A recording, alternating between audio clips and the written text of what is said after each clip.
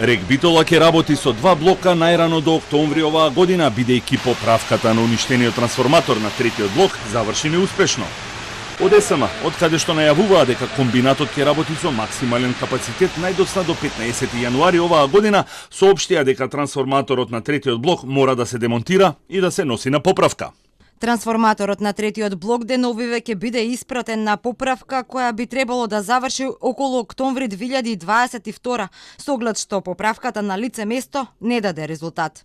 Трансформаторот беше уништен во хаваријата која се случи на почетокот на ноември минатата година. Прогнозите на надлежните дека енергетската криза ќе не чини 65 милиони евра веќе неколкукратно се надминати.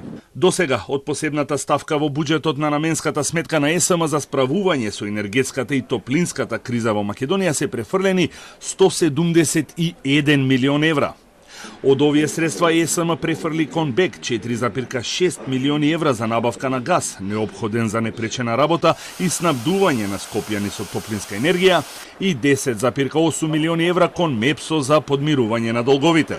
А МЕПСО продолжува да влече струја од Европската енергетска мрежа и да купува на слободниот пазар за да ги покрие загубите во електропреносната мрежа. Во првите 2 месеци се купени или повлечени 40 гигавати струја. Од слободниот пазар се купени 12 гигавати струја во јануари и 10 гигавати во февруари, додека од Европската мрежа се повлечени 16 гигавати во јануари и 2 во февруари, но со напомена дека за минатиот месец пресметката е само прелиминарна. Оваа количина на електрична енергија допрва треба да се плаќа.